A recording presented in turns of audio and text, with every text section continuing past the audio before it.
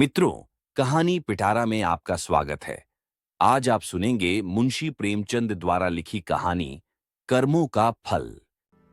मुझे हमेशा आदमियों के परखने की सनक रही है और अनुभव के आधार पर कह सकता हूं कि यह अध्ययन जितना मनोरंजक, शिक्षाप्रद और उद्घाटनों से भरा हुआ है, उतना शायद और कोई अध्ययन न होगा। लेकिन अपने दोस्त लाला साईं दयाल से बहुत अरसे तक दोस्ती और बेतकल्लुफी के संबंध रहने पर भी मुझे उनकी थाह न मिली। मुझे ऐसे दुर्बल शरीर में ज्ञानियों की सी शांति और संतोष देखकर आश्चर्य होता था, जो एक नाजुक पौधे की तरह मुसीबतों के झोंकों में भी अचल और अटल रहता था। ज्यों वह बहुत ही मामूली दर्जे का आदमी था, जिसमें मानव कमजोरियों की कमी न थी। वह वादे बहुत करता था, लेकिन उन्हें पूरा करने की जरूरत नहीं समझता था। वह मिथ्याभाषी न हो, लेकिन सच्चा भी न था। बेमुरौवत न हो, लेकिन उसकी मुरौवत छिपी रहती थी। उसे अपने कर्तव्य पर पाबंद रखने के लिए दबाव और निगरानी की जरूरत थी। किफायत शारी के उसूलों से बेखबर, मेहनत से जी चुराने वाला, उसूलों का कमजोर, एक ढीला ढाला मामूली आदमी था। लेकिन जब कोई मुसीबत सिर पर आ पड़ती तो उसके दिल में साहस और दृढ़ता की वह जबरदस्त ताकत पैदा हो जाती थी, जिसे शहीदों का गुण कह सकते हैं। उसके पास न दौलत थी, न धार्मिक विश्वास, जो ईश्वर पर भरोसा करने और उसकी इच्छाओं के आगे सिर झुका देने का स्रोत है। एक छोटी सी कपड़े की दुकान के सिवाय कोई जीविका न थी। ऐसी हालतों में उसकी हिम्मत और दृढ़ता का स्वा कहों छिपा हुआ है, वहां तक मेरी अन्वेषण दृष्टि नहीं पहुंचती थी। बाप के मरते ही मुसीबतों ने उस पर छापा मारा। कुछ थोड़ा सा कर्ज विरासत में मिला, जिसमें बराबर बढ़ते रहने की आश्चर्यजनक शक्ति छिपी हुई थी। बेचारे ने अभी बरसी से छुटकारा नहीं पाया था कि महाजन ने नालिश की और अदालत के तिलिस्मी अहाते में पहुंचते ही यह छोटी सी हस्ती इस तरह फूली जिस तरह मशक फलती है। डिग्री हुई, जो कुछ जमा जथा थी, बर्तन भौड़े, हौंडी तवा, उसके गहरे पेट में समा गए। मकान भी न बचा। बेचारे मुसीबतों के मारे साईं दयाल का अब कहीं ठिकाना न था। कौड़ी कौड़ी को मुहताज, न कहीं घर न बार। कई कई दिन फाके से गुजर जाते। अपनी तो खैर उन्हें जरा भी फिक्र न थी, लेकिन बीवी थी, 2-3 बच्चे थे, उनके लिए तो कोई न कोई फिक्र करनी पड़ती थी। कुनबे का साथ और यह बेसरो सामानी बड़ा दर्दनाक दृश्य था। शहर से बाहर एक पेड़ की छांव में यह आदमी अपनी मुसीबत के दिन काट रहा था। सारे दिन बाजारों की खाक छानता। मैंने एक बार उस रेलवे स्टेशन पर देखा। उसके सिर पर एक भारी बोझ था। उसका नाजुक सुख सुविधा में पला हुआ शरीर पसीना पसीना हो रहा था। पैर मुश्किल से उठते थे। दम फूल रहा था, लेकिन चेहरे से मर्दाना हिम्मत और मजबूत इरादे की रोशनी टपकती थी। चेहरे से पूर्ण संतोष झलक रहा था। उसके चेहरे पर ऐसा इत्मीनान था कि जैसे यही उसका बाप दादों का पेशा है। मैं हैरत से उसका मुंह ताकता रह गया। दुख में हमदर्दी दिखलाने की हिम्मत न हुई। कई महीने तक यही कैफियत रही। आखिरकार उसकी हिम्मत और सहन शक्ति उसे इस कठिन दुर्गम घाटी से बाहर निकल लाई। थोड़े ही दिनों के बाद मुसीबतों ने फिर उस पर हमला किया। ईश्वर ऐसा दिन दुश्मन को भी न दिखलाए। मैं 1 महीने के लिए बंबई चला गया था। वह से लौटकर उससे मिलने गया। वह दृश्य याद करके आज भी रोंगटे खड़े हो जाते हैं और दिल डर से कांप उठता है। सुबह का वक्त था। मैंने दरवाजे पर आवाज दी और हमेशा की तरह बेतकल्लुफ अंदर चला गया, मगर वह साईं दयाल का वह हंसमुख चेहरा, जिस पर मर्दाना हिम्मत की ताजगी झलकती थी, नजर न आया। मैं 1 महीने के बाद उनके घर जाऊं और वह आंखों से रोते लेकिन होठों से हंसते दौड़कर मेरे गले लिपट न जाए। जरूर कोई आफत है। उसकी बीवी सिर झुकाए आई और मुझे उसके कमरे में ले गई। मेरा दिल बैठ गया। साईं दयाल एक चारपाई पर मैले कुचैले कपड़े लपेटे, आंखें बंद किए, बड़ा दर्द से कराह रहा था। जिस्म और बिछौने पर मक्खियों के गुच्छे बैठे हुए थे। आहट पाते ही उसने मेरी तरफ देखा। मेरे जिगर के टुकड़े हो गए। हड्डियों का ढोंचा रह गया था। दुर्बलता की इससे ज्यादा सच्ची और करुणा तस्वीर नहीं हो सकती। उसकी बीवी ने मेरी तरफ निराशा भरी आंखों से देखा। मेरी आंसू भर आए। उस सिमटे हुए ढोंचे में बीमारी को भी मुश्किल से जगह मिलती होगी, जिंदगी का क्या जिक्र। आखिर मैंने धीरे पुकारा। आवाज सुनते ही वह बड़ी बड़ी आंखें खुल गईं, लेकिन उनमें पीड़ा और शोक के आंसू न थे, संतोष और ईश्वर पर भरोसे की रोशनी थी और वह पीला चेहरा।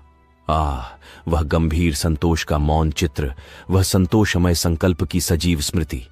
उसके पीलेपन में मर्दाना हिम्मत की लाली झलकती थी। मैं उसकी सूरत देखकर घबरा गया। क्या यह बुझते हुए चिराग की आखिरी झलक तो नहीं है? मेरी सहमी हुई सूरत देखकर वह मुस्कुराया और बहुत धीमी आवाज में बोला, तुम ऐसे उदास क्यों हो? ये सब मेरे कर्मों का फल है। मगर कुछ अजब बदकिस्मत आदमी था। मुसीबतों को उससे कुछ खास मोहब्बत थी। किसे उम्मीद थी कि वह उस प्राणघातक रोग से मुक्ति पाएगा। डॉक्टरों ने भी जवाब दे दिया था। मौत के मुंह से निकल आया, अगर भविष्य का जरा भी ज्ञान होता तो सबसे पहले मैं उसे जहर दे देता। उस शोकपूर्ण घटना को याद करके कलेजा मुंह को आता है। धिक्कार है इस जिंदगी पर कि बाप अपनी आंखों से अपनी इकलौते बेटे का शोक देखे। कैसा हंसमुख, कैसा खूबसूरत होनहार लड़का था, कैसा सुशील, कैसा मधुरभाषी। जालिम मौत ने उसे छौंट लिया। प्लेग की दुहाई मची हुई थी। शाम को गिल्टी निकली और सुबह को कैसी मनहूस अशुभ सुबह थी। वह जिंदगी सवेरे के चिराग की तरह बुझ गई। मैं उस वक्त उस बच्चे के पास बैठा हुआ था और साईं दयाल दीवार का सहारा लिए हुए खामोशा आसमान की तरफ देखता था। मेरी और उसकी आंखों के सामने जालिम और बेरहम मौत ने उस बच्चे को हमारी गोद से छीन लिया। मैं रोते हुए साईं दयाल के गले से लिपट गया। सारे घर में कोहराम मचा हुआ था। बेचारी मौ पछाड़ें खा रही थीं, बहनें दौड़ दौड़ कर भाई की लाश से लिपटती थीं, और जरा देर के लिए ईर्ष्या ने भी संवेदना के आगे सिर झुका दिया था। मोहल्ले की औरतों को आंस बहाने के लिए दिल पर जोर डालने की जरूरत न थी। जब मेरे आंसू थमे तो मैंने साईं दयाल की तरफ देखा। आंखों में तो आंसू भरे हुए थे।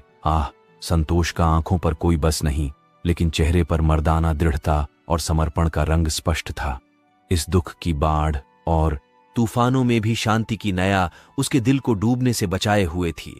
इस दृश्य ने मुझे चकित नहीं स्तंभित कर दिया। संभावनाओं की सीमाएं कितनी ही व्यापक हों, ऐसी हृदयद्रावक स्थिति में होश हवास और इत्मीनान को कायम रखना उन सीमाओं से परे है।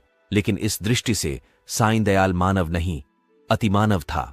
मैंने रोते हुए कहा, भाई साहब, अब संतोष की परीक्षा का अवसर है। उसने दृढ़ता से उत्तर दिया, हाँ, यह कर्मों का फल है। मैं एक बार फिर भौचक होकर उसका मुंह ताकने लगा, लेकिन साईं दयाल का यह तपस्वियों जैसा धैर्य और ईश्वरेच्छा पर भरोसा अपनी आंखों से देखने पर भी मेरे दिल में संदेह बाकी थे। मुमकिन है जब तक चोट ताजी है सब्र का बांध कायम रहे, लेकिन उसकी बुनियादें हिल गई हैं, उसमें दरारें पड़ गई हैं। वह अब ज्यादा देर तक दुख और शोक की झरों का मुकाबला नहीं कर सकता। क्या संसार की कोई दुर्घटना इतनी हृदयद्रावक, इतनी निर्मम, इतनी कठोर हो सकता है? संतोष और दृढ़ता और धैर्य और ईश्वर पर भरोसा, यह सब उस आंधी के समान घास फूस से ज्यादा नहीं। धार्मिक विश्वास तो क्या, अध्यात्म तक उसके सामने सिर झुका देता है। उसके झोंके आस्था और निष्ठा की जड़ें हिला देते हैं। लेकिन मेरा अनुमान गलत निकला। साईं दयाल ने धीरज को हाथ से न जाने दिया। वह बदस्तूर जिंदगी के कामों में लग गया। दोस्तों की मुलाकातें और नदी के किनारे की सैर और तफरीह और मेलों की चहल पहल, इन दिलचस्पियों में उसके दिल को खींचने की ताकत अब भी बाकी थी। मैं उसकी एक एक क्रिया को, एक एक बात को गौर से देखता और पढ़ता। मैंने दोस्ती के नियम कायदों को भुलाकर उसे उस हालत में देखा जहां उसके विचारों के सिवा और कोई न था। लेकिन उस हालत में भी उसके चेहरे पर वही पुरुषोचित धैर्य था और शिकवे शिकायत का एक शब्द भी उसकी जबान पर नहीं आया। इसी बीच मेरी छोटी लड़की चंद्रमुखी निमोनिया की भेंट चढ़ गई। दिन के धंधे से फुर्सत पाकर जब मैं घर पर आता और उसे प्यार से गोद में उठा लेता तो मेरे हृदय को जो आनंद और आत्मिक शक्ति मिलती थी, उसे शब्दों में नहीं व्यक्त कर सकता। उसकी अदाएं सिर्फ दिल को लुभाने वाली नहीं, गम को भुलाने वाली हैं। जिस वक्त वह हुमक कर मेरी गोद में आती तो मुझे तीनों लोक की संपत्ति मिल जाती थी। उसकी शरारतें कितनी मनमोहक थीं। अब हुक्के में मजा नहीं रहा, कोई चिलम को गिराने वाला नहीं। खाने में मजा नहीं आता, कोई थाली के पास बैठा हुआ उस पर हमला करने वाला नहीं। मैं उसकी लाश को गोद में लिए बिलख बिलख कर रो रहा था। यही जी चाहता था कि अपनी जिंदगी का खात्मा कर दूं। यकायक मैंने साईं दयाल को आते देखा। मैंने फौरन आंसू पोंछ डाले और उस नन्ही सी जान को जमीन पर लिटाकर बाहर निकल आया। उस धैर्य और संतोष के देवता ने मेरी तरफ संवेदनशील की आंखों से देखा और मेरे गले से लिपटकर रोने लगा। मैंने कभी उसे इस तरह चीखें मारकर रोते नहीं देखा। रोते रोते उसी हिचकियों बंध गईं, बेचैनी से बेसुध और बेहार हो गया। यह वही आदमी है जिसका इकलौता बेटा मरा और माथे पर बल नहीं आया। ये काया पलट क्यों? इस शोकपूर्ण घटना के कई दिन बाद, जबकि दुखी दिल संभलने लगा, एक रोज हम दोनों नदी की सैर को गए। शाम का वक्त था। नदी कहीं सुनहरी, कहीं नीली, कहीं काली, किसी थके हुए मुसाफिर की तरह धीरे धीरे बह रही थी। हम दूर जाकर एक टीले पर बैठ गए, लेकिन बातचीत करने को जी न चाहता था। नदी के मौन प्रवाह ने हमको भी अपने विचारों में डुबो दिया। नदी की लहरें विचारों की लहरों को पैदा कर देती हैं। मुझे ऐसा मालूम हुआ कि प्यारी चंद्रमुखी लहरों की गोद में बैठी मुस्कुरा रही है।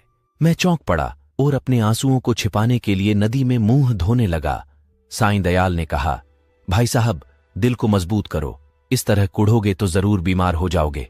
मैंने जवाब दिया, ईश्वर ने जितना संयम तुम्हें दिया है उसमें से थोड़ा सा मुझे भी दे दो, मेरे दिल में इतनी ताकत कहो। साईं दयाल मुस्कुराकर मेरी तरफ ताकने लगे। मैंने उसी सिलसिले में कहा, किताबों में तो दृढ़ता और संतोष की बहुत सी कहानियां पढ़ी हैं, मगर सच मानो कि तुम जैसा दृढ़, कठिनाइयों में सीधा खड़ा रहने वाला आदमी आज तक मेरी नजर से नहीं गुजरा। तुम जानते हो कि मुझे मानव स्वभाव के अध्ययन का हमेशा से शौक है, लेकिन मेरे अनुभव में तुम अपनी तरह के अकेले आदमी हो। मैं यह न मानूंगा कि तुम्हारे दिल में दर्द और घुलावट नहीं है, उसे मैं अपनी आंखों से देख चुका हूं। फिर इस ज्ञानियों जैसे संतोष और शांति का रहस्य तुमने कहाँ छिपा रखा है? तुम्हें इस समय यह रहस्य मुझसे कहना पड़ेगा। साईं दयाल कुछ सोच विचार में पड़ गया और जमीन की तरफ ताकते हुए बोला, यह कोई रहस्य नहीं, मेरे कर्मों का फल है। यह वाक्य मैंने चौथी बार उसकी जबान से सुना और बोला, जिन कर्मों का फल ऐसा शक्तिदायक है, उन कर्मों की मुझे भी कुछ दीक्षा दो, मैं ऐसे फलों से क्यों वंचित रहूं? साईं दयाल ने व्यथापूर्ण स्वर में कहा, ईश्वर न करे कि तुम ऐसा कर्म करो और तुम्हारी जिंदगी पर उसका काला दाग लगे। मैंने जो कुछ किया है वह मुझे ऐसा लज्जाजनक होता है कि उसकी मुझे जो कुछ सजा मिले, मैं उसे खुशी के साथ झेलने को तैयार हूं। आह, मैंने एक ऐसे पवित्र खानदान को, जो मेरा विश्वास और मेरी प्रतिष्ठा थी, अपनी वासनाओं की गंदगी में लिथेड़ा, और एक ऐसे पवित्र हृदय को जिसमें मोहब्बत का दर्द था, जो सौंदर्य वाटिका की एक अनोखी नई खिली हुई कली थी और सच्चाई थी। उस पवित्र हृदय में मैंने पाप और विश्वासघात का बीज हमेशा के लिए बो दिया। यह पाप है जो मुझसे हुआ है, और उसका पल्ला उन मुसीबतों से बहुत भारी है जो मेरे ऊपर अब तक पड़ी हैं या आगे चलकर पड़ेंगी। कोई सजा, कोई दुख, कोई क्षति उसका प्रायश्चित नहीं कर सकती। मैंने सपने में भी न सोचा था कि साईं दयाल अपने विश्वासों में इतना दृढ़ है। पाप हर आदमी से होते हैं। हमारा मानव जीवन पापों की एक लंबी सूची है। वह कौन सा दामन है जिस पर यह काले दाग न हो? लेकिन कितने ऐसे आदमी हैं जो अपने कर्मों की सजाओं को इस तरह उदारतापूर्वक मुस्कुराते हुए झेलने के लिए तैयार हों। हम आग में कूदते हैं, लेकिन जलने के लिए तैयार नहीं होते। मैं साईं दयाल को हमेशा इज्जत की निगाह से देखता हूं। इन बातों को सुनकर मेरी नजरों में उसकी इज्जत तिगुनी हो गई। एक मामूली दुनियादार आदमी के सीने में एक फकीर का दिल छिपा हुआ था, जिसमें ज्ञान की ज्योति चमकती थी। मैंने उसकी तरफ श्रद्धापूर्ण आंखों से देखा और उसके गले से लिपटकर बोला, साईं दयाल, अब तक मैं तुम्हें एक दृढ़ स्वभाव का आदमी समझता था, लेकिन आज मालूम हुआ कि तुम उन पवित्र आत्माओं में हो जिनका अस्तित्व संसार के लिए वरदान है। तुम ईश्वर के सच्चे भक्त हो और मैं तुम्हारे पैरों पर सिर झुकाता हूं।